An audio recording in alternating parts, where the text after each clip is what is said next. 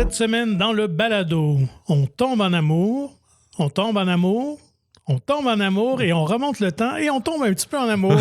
Bienvenue à mon ciné balado. Vous êtes en compagnie de Patrick Marleau et Jean-François Breton. Salut Jeff! Je pensais que tu avais sauté comme un vinyle ou comme un CD plutôt. Hein? Ça aurait pu. En fait, on n'est pas le 14 février, ce n'est pas la Saint-Valentin, mais pourtant, je pense que l'amour lit tous les films de la semaine. Ouais, c'est ça, au premier degré finalement. Ouais. OK. Donc, une semaine assez chargée pour tous les goûts avant d'attaquer les sorties. C'est ça, pas pour tous les thèmes, juste pour tous les goûts. Effectivement. OK.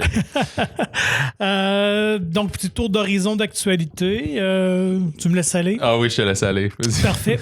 Bon, ben, allons dans l'actualité directe parce que le nouveau film d'Andy Muschietti, The Flash, prend l'affiche cette semaine. Donc, on a annoncé hier, peut-être suite aux premiers échos positifs de The Flash, que Andy Muschietti va rester dans l'univers de DC Comics, OK. alors qu'il va réaliser l'adaptation de Brave and the Bold, qui est finalement un nouveau film de Batman, mais Batman avec Robin, cette fois-ci, qu'on n'a pas revu à l'écran depuis le Batman Forever. Chris O'Donnell. Batman and Robin, effectivement. Ouais, donc, on l'avait vu 2 fois. The Brave and the Bold est une adaptation quand même d'une bande dessinée, d'une série de bandes dessinées là, qui avait été bien appréciée par le scénariste Grant Morrison, où le Robin était Damien Ra's al Ghul, qui était le fils de Talia. Marion Cotillard. Qui était dans le film interprété par Marion Cotillard. OK, alors que nous, dans ce qu'on voyait, je pense pas qu'elle avait un enfant. Là, mais non, bon, effectivement. Mais le grand univers des bandes dessinées. Voilà, donc dans l'univers de BD, Batman avait une liaison avec Talia et ils ont eu un enfant qui ne savait pas. Ah, fait que c'est son... OK, fait que c'est son fils? Ouais, c'est ça. Qui prend l'identité de Robin. Donc, c'est ce qu'on promet dans cette version-là. On n'a pas de date annoncée encore. On sait que le premier film là, de cette... de ce renouveau d'univers d'ici va débuter en 2025 avec le nouveau Superman de James Gunn, Superman Legacy, qui a confirmé qu'il réaliserait, donc on a encore quelques années devant nous. Mais là, on dirait que ça vient de me frapper, là. Mais tu sais, Robin, là, c'est un merle. Un Robin, c'est un merle. Ouais. Pourquoi il a pas l'air d'un oiseau du tout? Ben genre, c'est pas toi qui as la réponse, là. C'est pas toi qui l'as inventé, mais je veux dire, d'habitude, quand ils ont un costume, ouais, c'est ça. Il y a une cape jaune, puis c'est comme il a donné des bobettes vertes, là, je sais plus trop, là. Ouais, c'est vraiment pas ça, là, un merle. Non, mais à la base, je pense que le costume est d'inspiration du cirque. Parce que dans la vraie mythologie de la bande dessinée, Dick Grayson était un acrobate. Et donc, ses parents l'ont tué, adopté par comme dans les Batman de Joel Schumacher. Là, effectivement. Donc, je pense qu'il a gardé justement plus les couleurs de son costume d'acrobate de cirque. Eh ben, OK. Sinon, gros changement de calendrier chez Disney. On a brassé les cartes cette semaine. Donc, devancer des films, repousser d'autres. Je pense que le plus substantiel, c'est concernant la franchise Avatar. Donc, le 3e film devait sortir en 2024, l'an prochain en décembre. On l'a repoussé en 2025 d'une année. Okay. Donc, il faut être un peu plus patient. Mais c'est surtout les films 4 et 5 là, qu'on a repoussé de 3 ans chacun. Donc, à l'origine, qui devait être 2026 et 2028, ce sera 2029 et 2031. OK. Je dis bien 2031.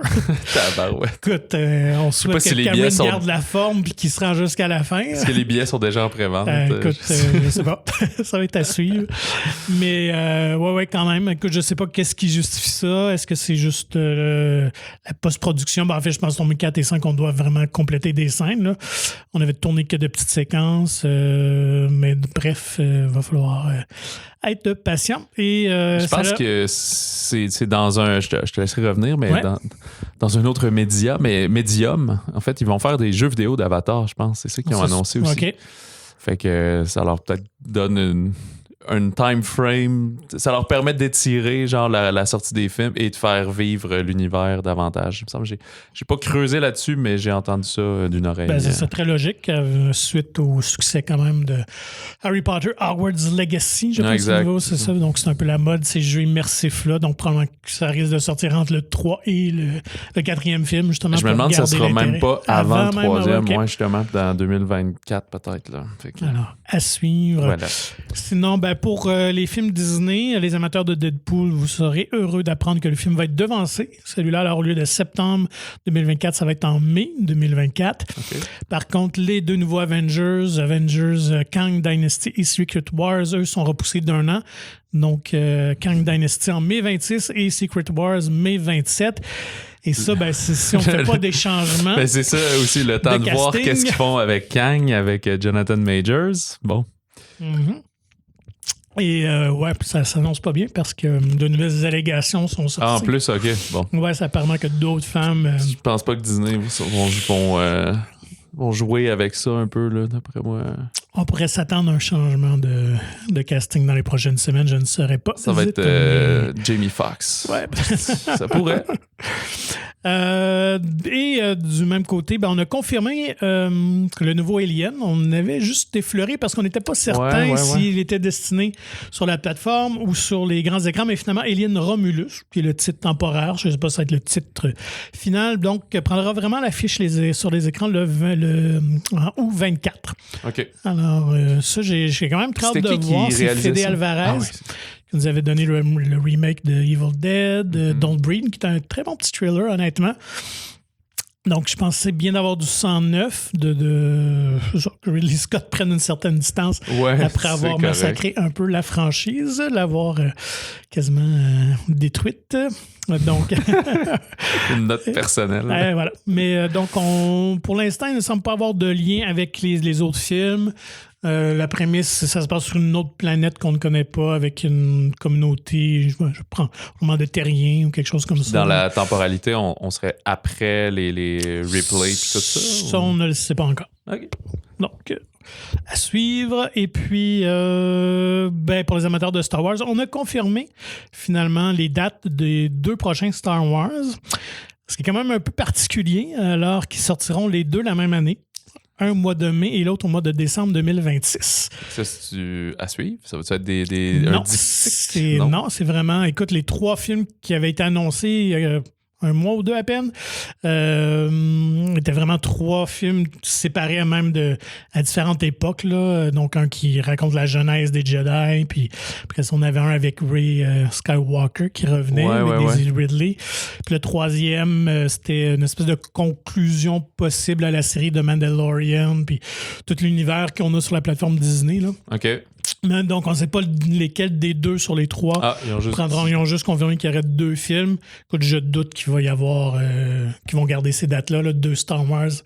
La même année, je pense que c'est un peu gourmand. Là, en plus, il avait dit qu'il allait prendre une pause et tout, fait qu'ils ne reviendront pas pour les sortir 6 mois comme ça. Là. Donc, prenez pas ça pour du cash, comme on dit, ça risque de probablement changer. Excuse-moi, tu viens de le dire, mais c'était-tu mai 2024?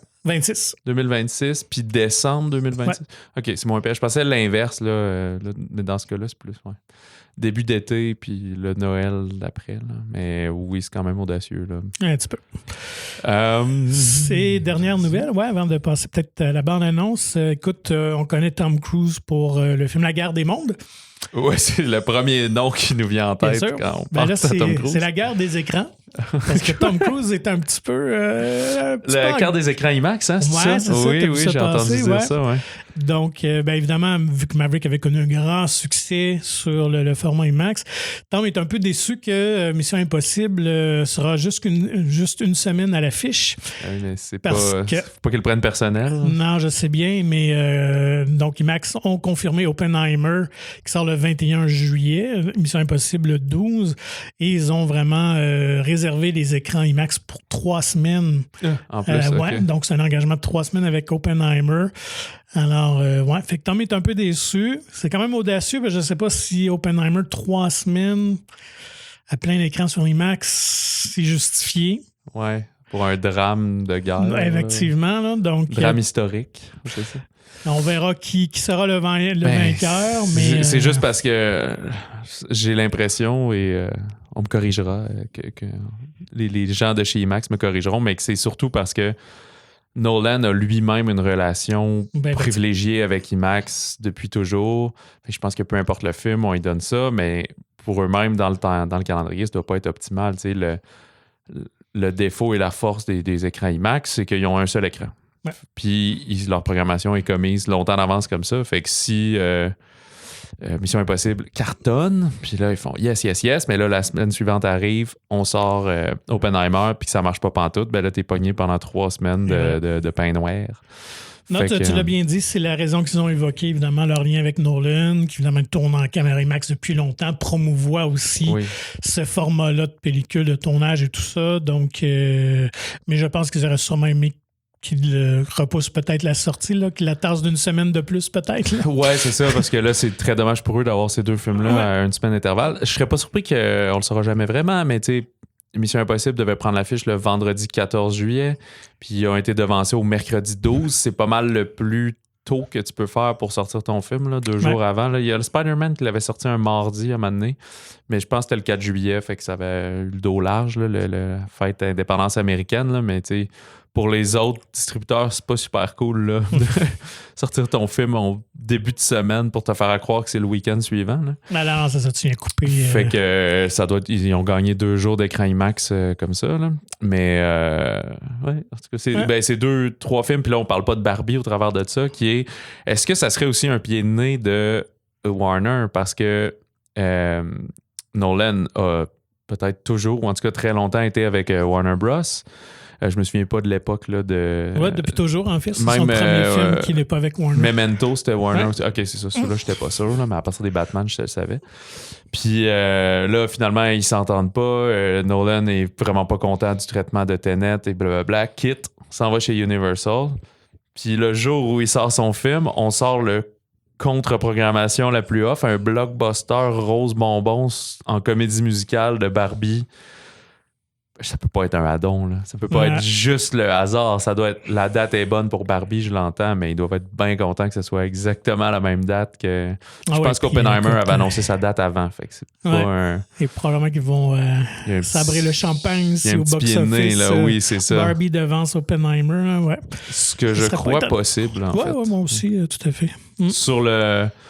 Sur le premier week-end, je sais pas, dur à dire, mais sur le long run, je pense que Barbie, ça a l'air vraiment éclaté, drôle, coloré. Bien curieux de voir ces 2 films-là. Là. Tout à fait. Donc, moi, c'est pas mal, le tour d'actualité. Écoute, on a eu une nouvelle bande-annonce de Pixar. C'est bien normal, on a un Pixar qui prend l'affiche cette semaine. Fait que déjà, ils annoncent leur prochain projet. Je sais qu'il y a Wish. Ah, c'est ça, mais Wish, c'est Disney Animation, ça, qui sort en novembre. Fait que là, le prochain Pixar, c'est Elio, qui va sortir pour la relâche le 1er mars. Qui est quand même un addon intéressant parce que souvent, je sais pas, les États-Unis n'ont pas le même calendrier scolaire que nous, je crois. Puis il y a souvent un Disney Animation, un Pixar, mais qui sort genre le 15 mars ou un gros film d'animation le 12 mars. Puis c'est comme trop tard pour nos relâches. Là. Il sort souvent le dernier week-end des relâches. Mais là, en étant le 1er mars, ça tombe un petit peu plus dedans. Là. Fait que tant mieux pour nous. Qu'est-ce que ça raconte, Elio, rapidement? C'est un jeune garçon qui se fait enlever par des extraterrestres et qui est pris pour être le représentant de la planète Terre, donc le héros un peu numéro 1 de la Terre ou quelque chose comme ça, le porte-parole un peu. Ouais, ou en tout cas le chef de la Terre, ouais, c'est quelque chose comme ça. Ouais. Fait que là, il essaye, c'est vraiment un petit teaser, là, puis là, il essaie de dire « Ah non, c'est pas moi. Ah ben d'abord, on va te tuer. Ah ben oui, c'est moi. OK, c'est beau. » Fait que là, le procès commence pour déterminer la pertinence des humains, une affaire comme ça. Fait que voilà, mystérieux de même. Et c'est réalisé et écrit par Adrienne Molina, qui était le co-réalisateur de Coco. Je sais pas s'il était dans le scénario de Coco aussi, j'ai pas regardé, sûrement. Ouais, je me rappelle pas. Ouais. Puis, qui est un des bons Pixar, honnêtement. Ah, vraiment, qui a fait pleurer plus d'un adulte. Donc, j'ai bien hâte de voir, honnêtement. J'ai bien aimé cette première bande-annonce. Je trouve l'idée très le fun. Tu sais, je pense qu'on est plus dans un Pixar plus léger, plus de divertissement qu'un gros message. Ouais. Puis, mais ça a l'air très sympathique, honnêtement. Là. j'y crois pas mal. J'ai pas regardé au générique si on avait des voix connues et autres. De mémoire, non. Je pense que le plus connu, c'est Brad Garrett qui jouait dans Everybody Loves Raymond dans le sitcom. Là. Fait que, c'est ça. Mais on dirait que c'est pas Brad Pitt. Tangente de plus en plus de Pixar. Ils prennent des voice actors, finalement, du monde qui ont l'expérience là-dedans et tout. En tout cas, ils vont prendre des comédiens, mais pas nécessairement des grosses vedettes. Là. Par peut-être les Toy Story, là, mais généralement, c'est un peu leur signature. Donc, Toy Story, c'est aussi qu'ils sont comme coincés avec. Ouais. Parce qu'ils ont fait ça en 98-19, puis là, il faut qu'ils gardent Tom Hanks, puis je sais plus, c'est Billy Crystal, c'est ça? Non, c'était Tim Allen. Tim Allen, c'est ça, à jamais. Là. Fait que, donc, à découvrir au printemps 2024 pour Elio. Et il va sûrement avoir 2, 3, 4 bandes annonces à tous les 2 mois d'ici là. Écoute, les nouveautés de la semaine, tu veux commencer par quoi? Allons-y avec le film québécois quand même. Un film qui se positionne comme un des films commerciaux de l'été, Cœur de slush de Marie-Lou Wolfe. Exactement, d'un scénario de Sarah Maud Beauchesne, adapté de son propre roman, en fait. On va suivre l'été des 16 ans de Billy, qui est une sauveteuse au parc aquatique près de chez elle, là, qui vit en campagne. Et elle travaille là en compagnie de ses 2 meilleures amies et de sa grande sœur qu'elle dise parfaite. Donc, qu'elle jalouse un peu, mais elle reste quand même très bonne amie avec sa sœur aînée. Mais l'été de Billy va être rapidement chamboulé quand elle va, un peu malgré elle, ressentir les premiers papillons, tomber en amour avec un charmant jeune homme un petit peu plus vieux qui travaille aussi au parc aquatique et qui est champion de vélo, fait qu'un sportif manuel, toujours en bedaine. Sauf que ce jeune garçon-là va également tomber sous le charme de sa sœur aînée. Fait que là, ça va mener à une espèce de triangle amoureux un peu secret. Puis Billy va devoir s'affirmer au travers de tout ça, de cet été de première fois et d'expérience. Donc, toi et moi, qui aimons bien les coming-of-age stories, ce genre de film-là, ton appréciation? Je dois dire que je sais que c'est un roman qui a été très populaire. Elle en a même écrit 2 ou 3 au travers de cet univers-là. Mais je les ai pas lus du tout. Là. Je me sentais pas le public cible du roman. Fait qu'il y a eu une bonne adaptation de la part de Sarah Maud pour transformer ça en film. On a fait changer un peu certains événements et autres. Fait que moi, je connais juste l'univers du film que j'ai vu. J'ai bien apprécié. C'est pas un film qui est parfait, mais ce que j'ai beaucoup aimé, c'est que on n'est pas seulement dans la légèreté de genre ça va être un rom flick, là, je me souviens plus comment ça s'appelle là, mais rom-com. Ouais, c'est ça, une rom-com facile de genre ça marchera pas mais ça va marcher puis finalement puis blablabla. On en a eu pas mal quelques-uns dans celui avec Céline Dion et autres. Mais on est plus dans c'est vraiment le côté récit d'apprentissage de les 16 ans. Autant, oui, chez une femme, il y a des problèmes ou des enjeux féminins là-dedans, mais il y a des enjeux juste d'adolescents, de personnes qui grandissent, comment on ressent les choses, comment ça nous déchire pour des raisons hormonales, pour des raisons juste réelles. Puis ce côté-là, j'ai bien apprécié. Comme on dit, c'est un film c'est Cœur de slush, tous les jeux de mots sont là. C'est un film un peu sucré, assez léger, mais qui a une profondeur en même temps. Dans ces thèmes abordés finalement, le rôle de la famille, des amis. Je peux en venir au casting. Les 3-4 comédiennes principales ne sont pas nécessairement connues. Liliane Skelly, un premier grand rôle au cinéma. Il y a Camille Felton, qui est une habituée des écrans là, québécois, enfant-actrice, qui joue la grande sœur. Les 2 amies du personnage de Liliane, Salma Serradji et Viviane Riel. Mais François Letourneau, en père de famille, qui est vraiment très agréable, très convaincant dans ce rôle-là aussi. Il y a la même bouille qu'on connaît là, de toutes ces séries. C'est juste que là, il magouille pas de la drogue puis des armes. Cette fois-ci, il est bien clean comme un moins égocentrique comme personnage. Ouais, c'est ça. Un père récemment, il est séparé, il est veuf. Je me souviens plus séparé. divorcé, qui essaie de se remettre tranquillement en route, qui tombe un peu dans les jeux vidéo, mais qui essaie d'être présent pour ses filles, même s'il est occupé au travail, etc. Fait qu'il est plus en toile de fond, mais tu le sens qu'il est comme un peu une encre là, dans la famille. Bref, je t'envoie la glissade. Mes impressions rejoignent tes commentaires. Ce que j'aime et ce que j'avais entendu aussi de l'écriture de Sarah Maud Beauchamp à l'époque, c'est vraiment était sorti, c'est que ça abordait l'adolescence de manière plus franche et directe. Elle est reconnue pour cette plume-là. Et c'est ce qu'on voit aussi à l'écran. J'ai beaucoup aimé les répliques, les dialogues sont très crédibles. On y croit. Je trouve que c'est une approche, justement, on est moins dans la comédie romantique traditionnelle américaine à l'eau de rose, mais plus dans un film, une comédie d'ado dramatique, mais plus réelle. Là. D'ailleurs, on a eu la chance de s'entretenir avec l'équipe et je pense que c'était Mary Lou Wolfe qui abordait le film Lady Bird. Donc, il y a un côté un peu film indépendant, là, un peu dans la facture, dans le ton, que j'ai bien aimé. Et les comédiennes sont vraiment... fantastique, là, les unes que les autres. Là. Puis surtout Lillian Skelly, là, qui porte le film sur ses épaules. Là. C'est vraiment un talent à surveiller. Là. Elle est très convaincante, tout en retenue, en sensibilité aussi. Fait que non, écoute, honnêtement, si vous avez des ados, poussez-le à aller voir ce film québécois-là. Là.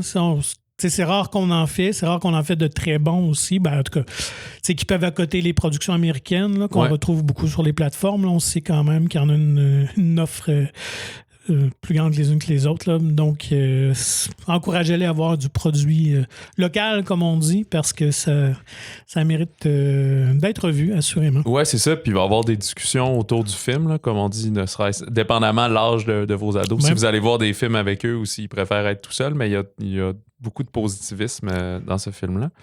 Et il est très beau aussi, le film. On a quand même ajouté cette couleur de cinéma-là. Tout est très bleu, jaune. Il y a des couleurs flash. Il est super agréable à checker. Ça a été... Par les environnements, je trouve que c'est le film estival parfait parce que vraiment, ça se déroule l'été dans un parc aquatique.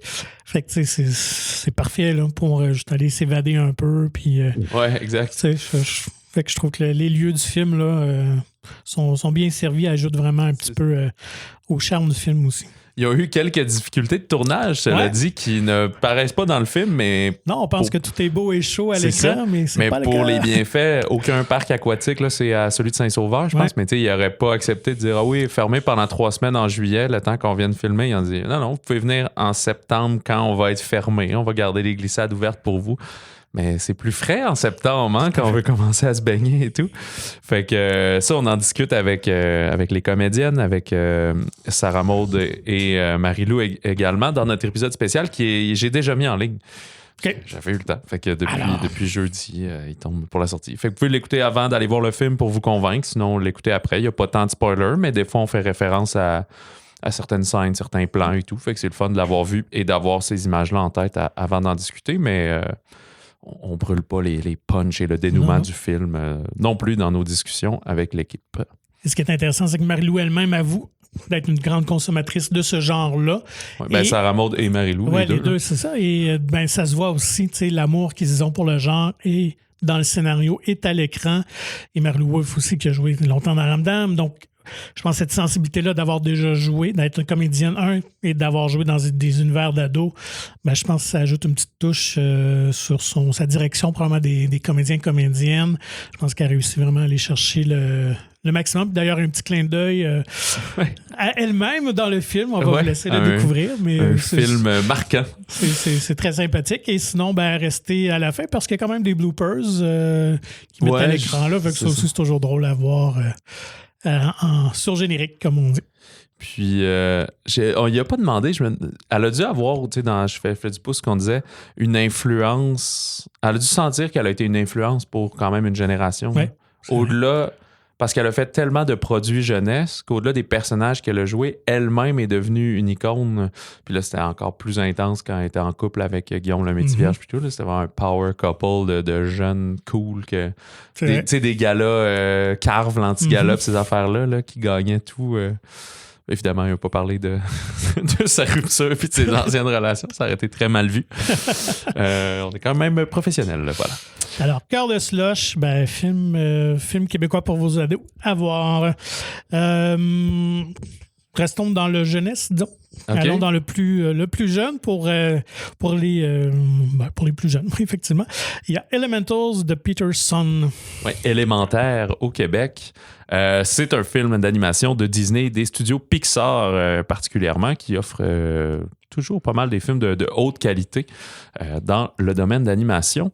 On va être à Element City, qui est une mégapole où cohabitent des individus, mais qui sont tous des différents éléments, des 4 éléments fondamentaux de la nature, donc l'eau, la terre, l'air et le feu. Il n'y a pas le 5e élément qui est l'amour. Ou peut-être, car dans cette cité très, très unique, très futuristique à sa façon, il y a Bernie Lumen, je pense, qui est une petite flamme, là, un petit monsieur flamme, qui va fonder une boutique destinée aux siens avec juste des produits de feu que les gens de feu consomment. Et tranquillement, on va comprendre que le quartier grandit et qu'il va vouloir éventuellement léguer à sa fille Amber sa boutique parce que c'est un porte-étendard un peu du quartier et tout. Sauf qu'elle veut rentrer là-dedans, elle a de la misère, cela dit, à contrôler sa colère, elle a des excès des fois de frustration qui la font comme exploser.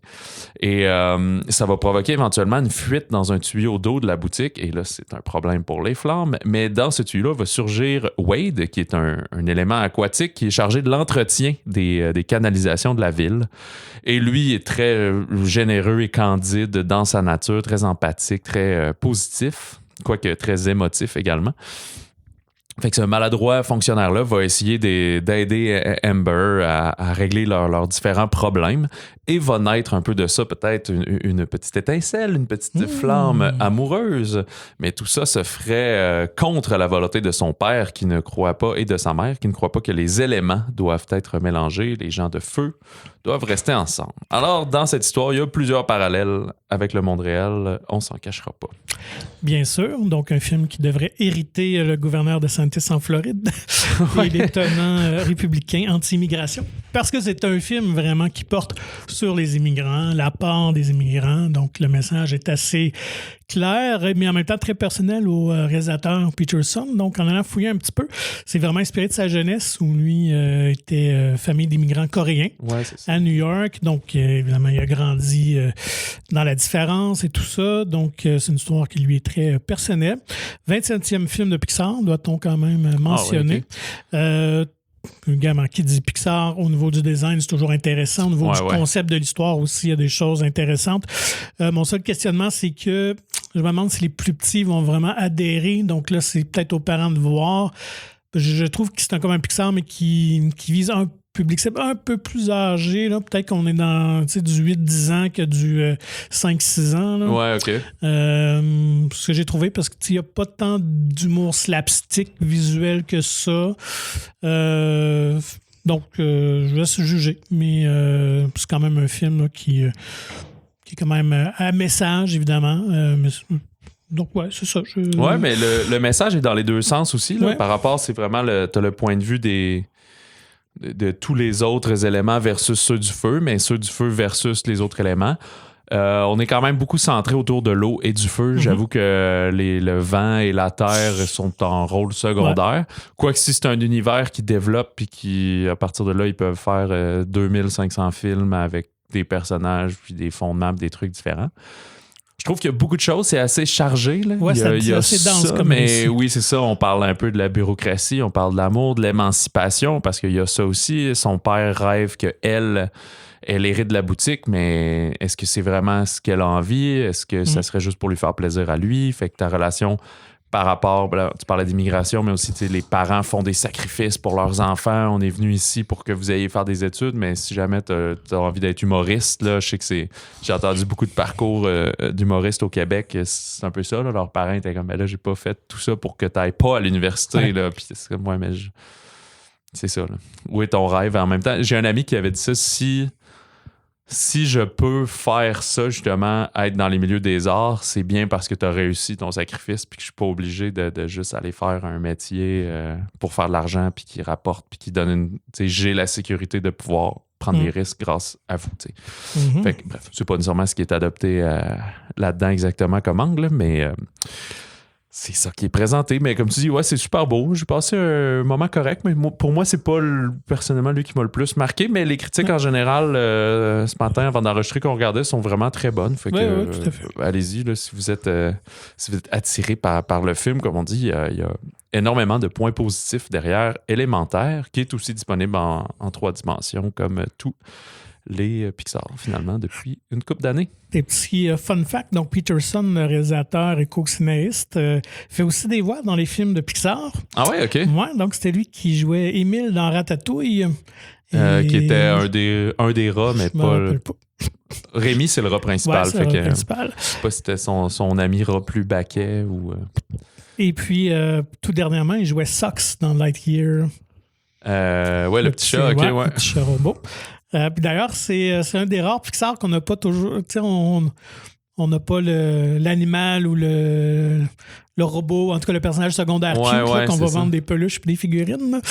Il est comme absent dans ce film-là. Ouais, ben il présente plusieurs comme bébés éléments qu'on voit au travers, là, un petit bébé flamme puis des choses comme ça, mais il n'y a pas de... Il y a un petit garçon arbre qui a un kick sur la petite fille flamme.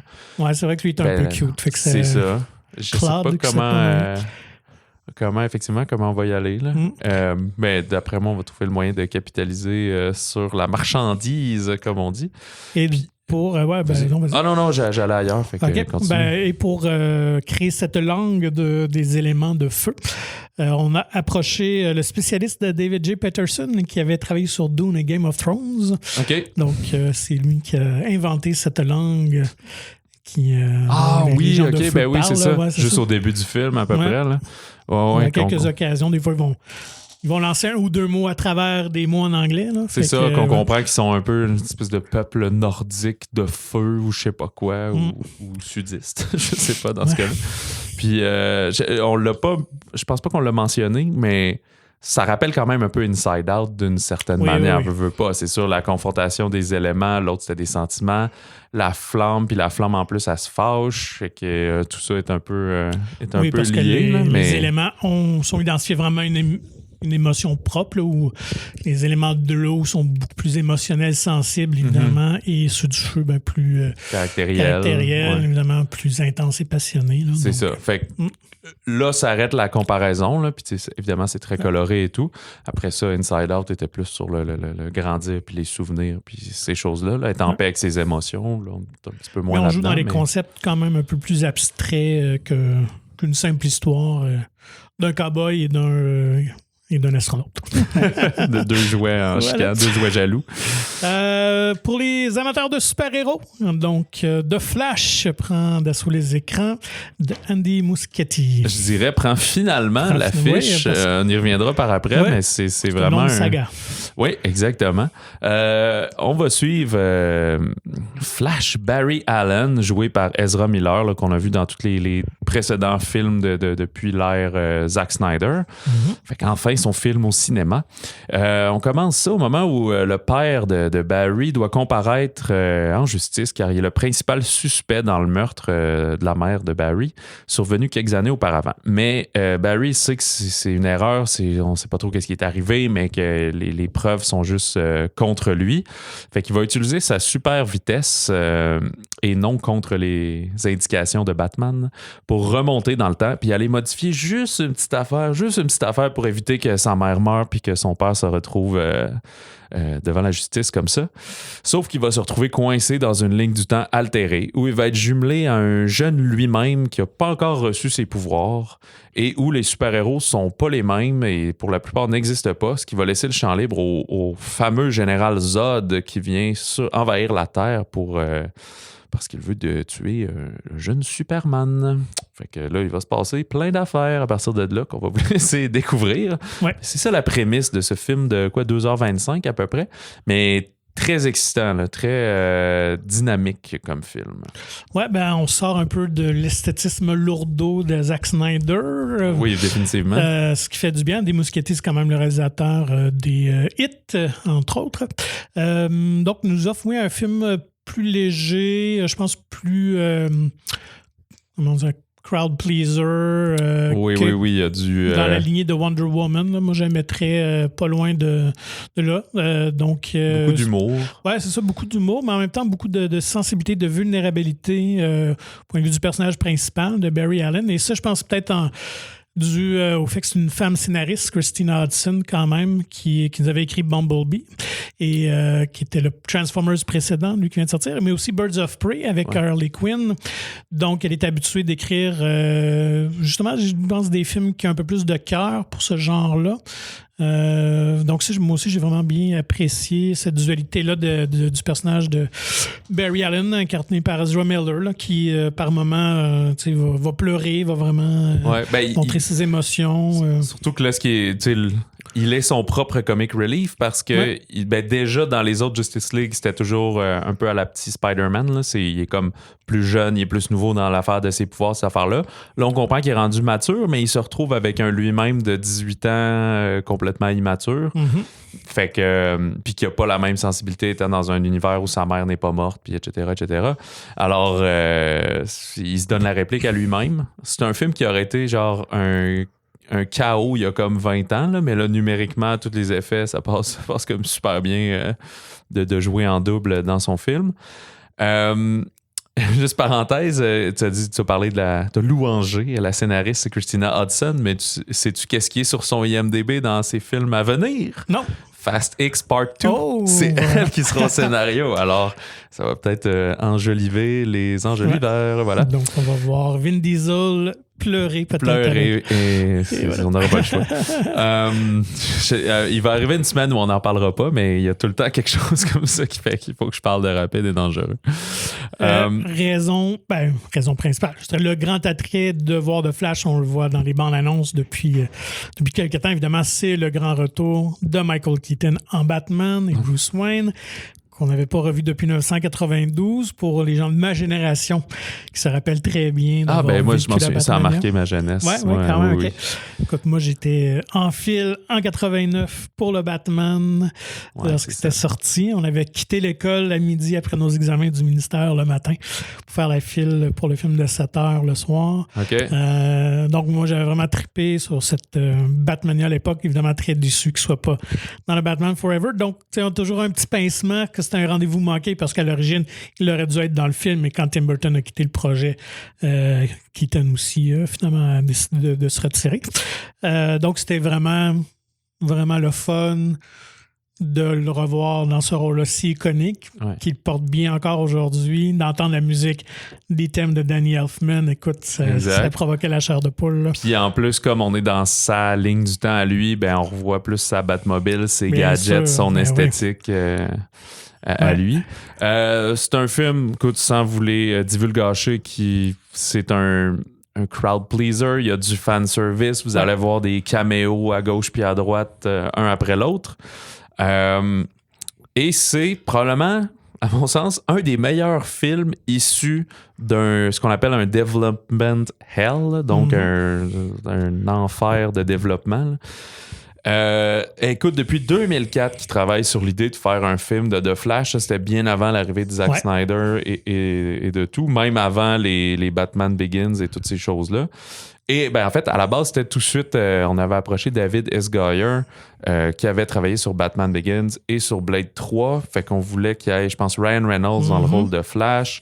Puis là, il y a quasiment 20 ans, un 15 ans d'alternance de réal, acteur, le réal quitte, change de réal, l'acteur quitte, change d'acteur, revient. Il y a eu Adam Brody attaché à ça, il y a eu Sean Levy. J'en passe une méchante traite, je sais pas si tu en as noté. Oui, tout à fait. Donc, il y a eu après, lorsque Reynolds et Goyer ont quitté le projet, donc George Miller, le réalisateur de Mad Max, avait annoncé à grande pompe un film de Superman contre Batman, puis on devait installer l'univers de Justice League à ce moment-là. OK. tout ça est tombé à l'eau assez rapidement, mais effectivement, Brody avait été choisi pour le rôle de Barry Allen. Finalement, on tombe en 2018 où là, Ezra Miller fait partie de l'univers. Il a déjà apparu, je pense que c'était Batman contre Superman à ce moment-là. C'était James Wan, en fait, qu'on lui a offert le projet, mais on lui a dit à James Wan, veux-tu faire Aquaman ou veux-tu faire The Flash? Fait que finalement, James Wan a choisi Aquaman. Et suivi Phil Lord et Chris Miller, qui a connu un bon succès à ce moment-là. C'était plus des hamburgers, des trucs comme ça. Là, jeunesse. Je pense que le film Lego était sorti, ou en tout cas peut-être était déjà en préparation. Ils ont fait un jet de scénario. Finalement, ils ont décidé de décliner l'offre de tourner le film pour faire, lui, de Star Wars Rogue One, que finalement, ils ont été renvoyés. C'était Rogue One ou Solo? Solo, excuse-moi. Je me suis trompé, oui, Solo. Ensuite, on a eu Rick attends un petit peu, j'ai mal écrit mon nom.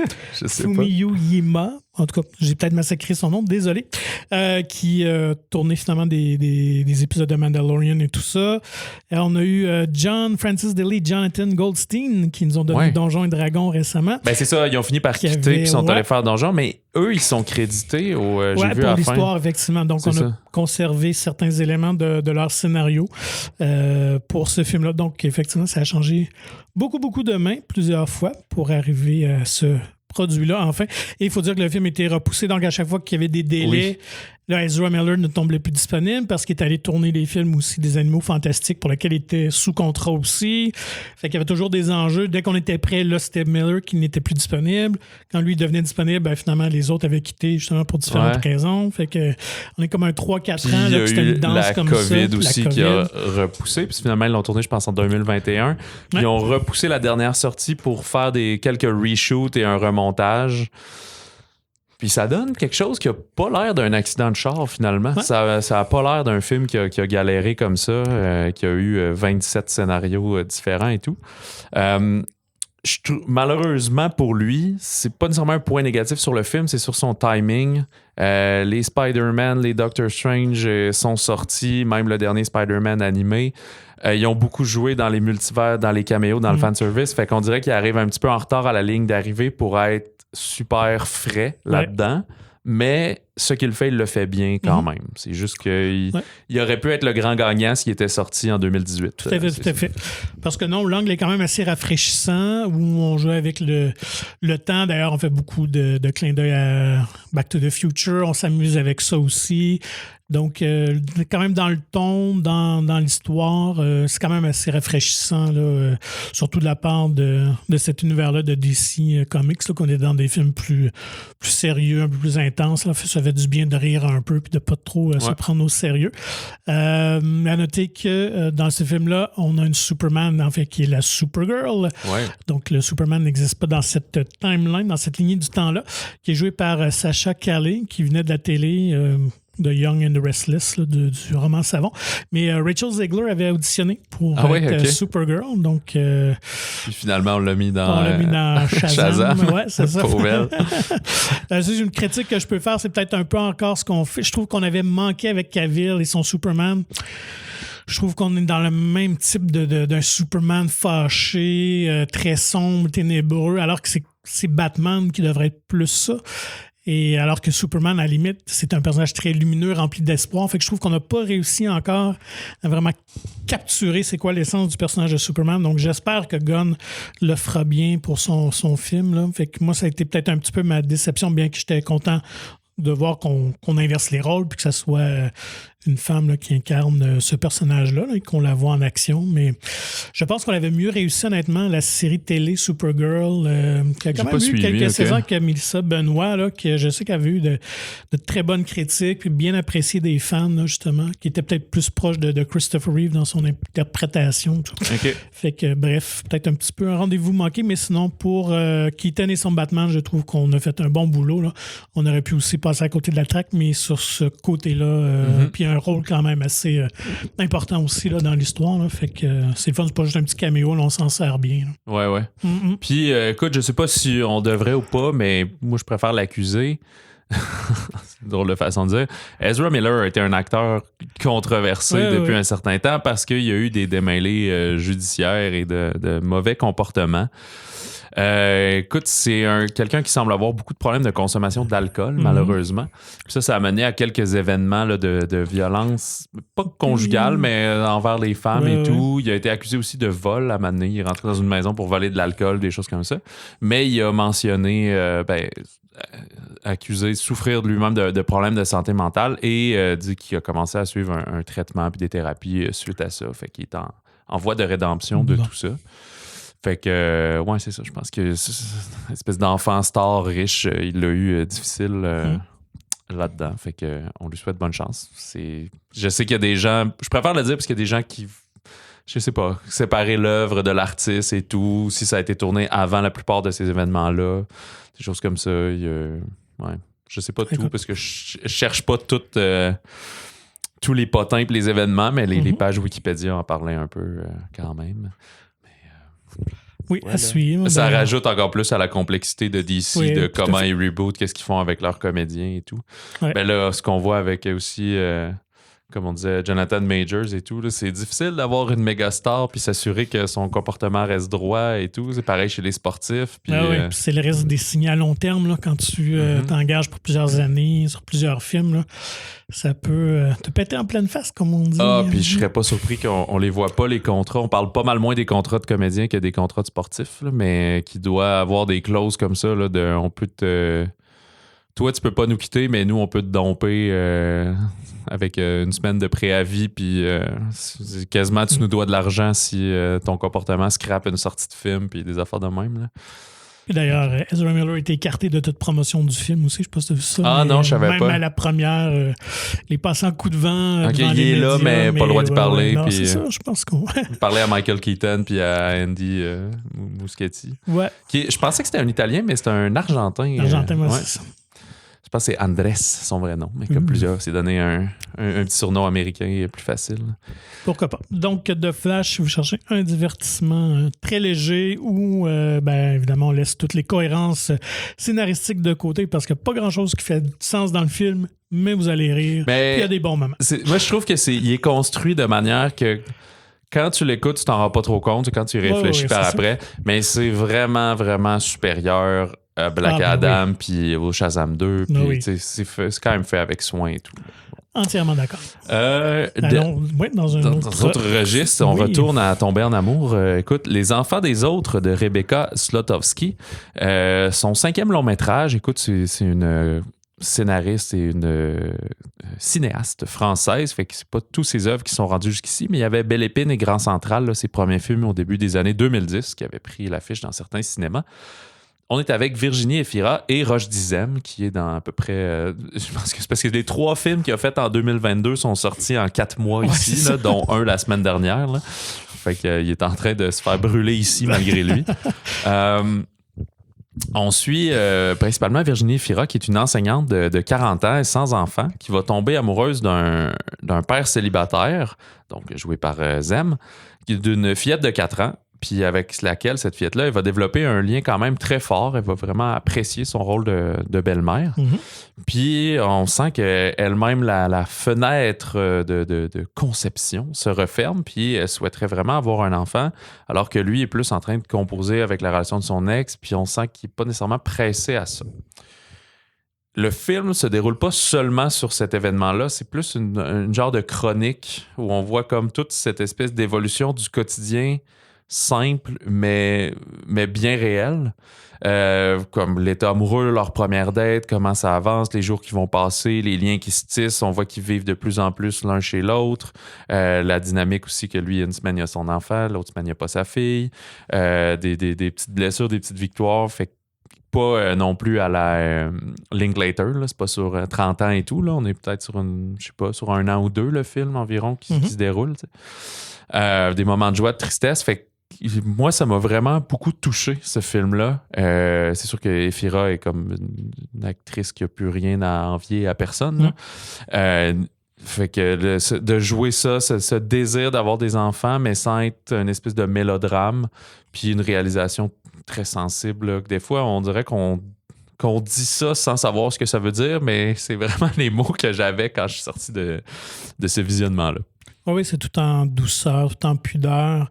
Écoute, le duo de comédiens sont fantastiques ensemble. D'ailleurs, la réalisatrice l'avait écrit pour Rochdy Zem. Elle avait déjà en tête à l'écriture. Okay. Donc, elle voulait justement le montrer sous un autre angle. Parce que d'habitude, il va faire des flics, des voyous. Mais là, c'était comme un rôle plus tendre, comme un homme plus moderne. Là, donc, me présenter ce modèle-là.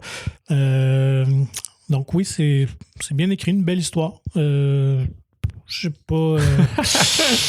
J'ai de la misère à trouver peut-être des qualificatifs parce que quand même à la base une histoire simple, mais oui, absolument, mais c'est très touchant. Puis c'est le quotidien qu'on filme là. C'est on est complètement les deux pieds sur terre versus Flash là. Ça, il y a pas de doute. Ouais. Donc, non, puis Virginie Efira, comme tu l'as dit, des grandes actrices de sa génération qui a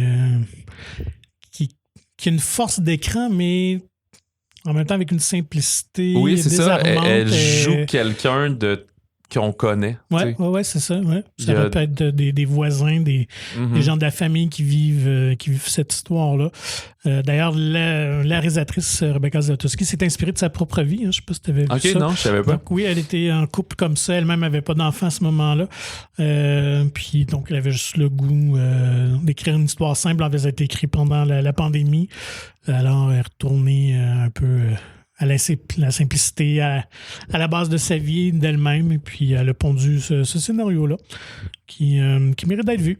Si vous aimez ce genre de film français, c'est vraiment un film de qualité. Il y a peut-être une petite surutilisation des fermetures d'iris, là, fermetures en cercle. Les transitions. Oui, c'est ça, il y en a une couple. J'ai lu que ça venait Truffaut, je pense, faisait ça beaucoup, mais je connais pas le grand cinéma français, la nouvelle vague. Ouais, mais il l'a comme 3 ou 4 reprises, puis c'est toujours des effets audacieux. Là. Il est quand même un peu subtil avec un genre de dégradé. Là. C'est pas le cercle comme Star Wars, là, très sec, mettons. Là.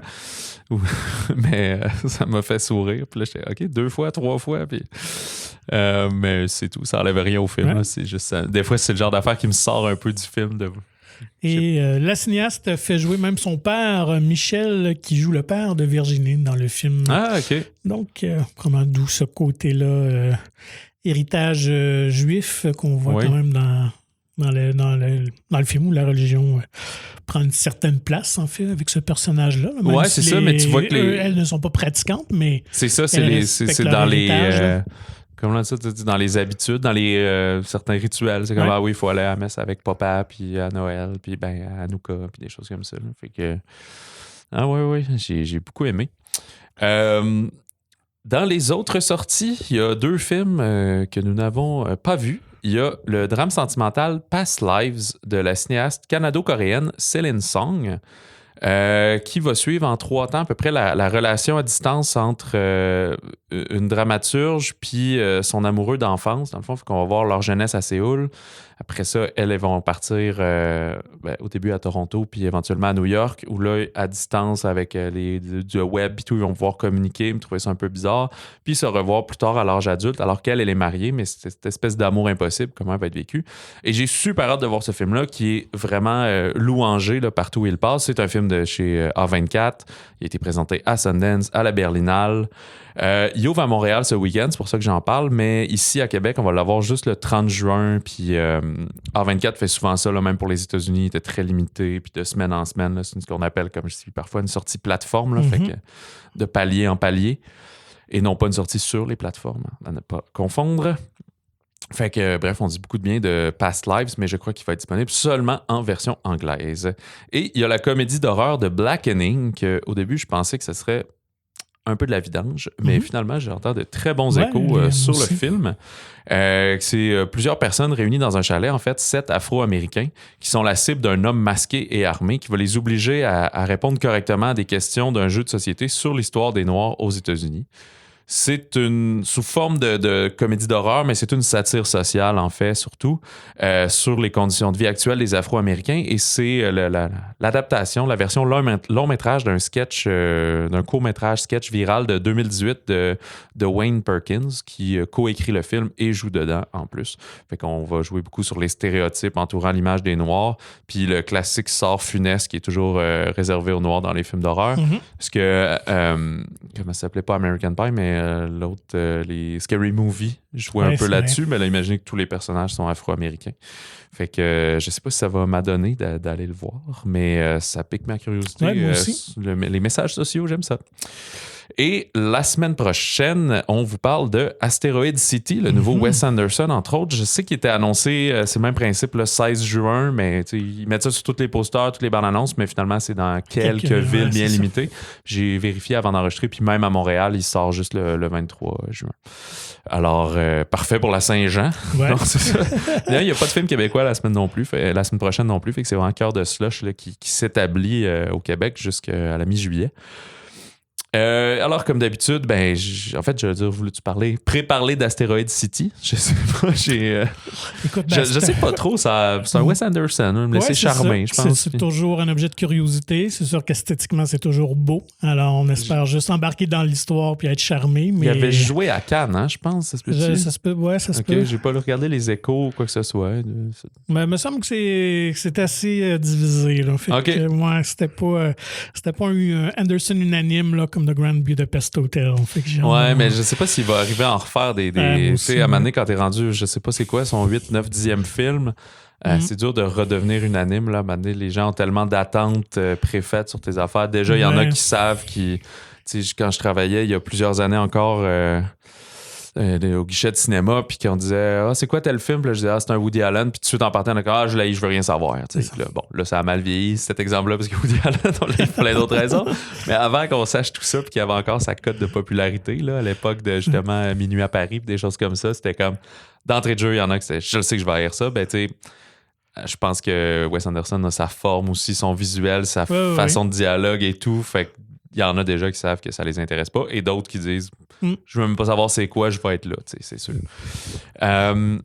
Alors, bref, d'ici là, contactez-nous comme d'habitude au balado au singulier à commercialmonciné.ca et on vous invite à vous procurer gratuitement le magazine Mon Ciné qui est disponible en version numérique ou physique dans votre cinéma favori de la province. Visitez le monciné.ca pour plus d'informations. Sur ce, on vous souhaite bon cinéma, bon popcorn, puis moi, je pense que je vais aller me chercher une bonne petite slush aux framboises. Slush bleu. Bien sûr.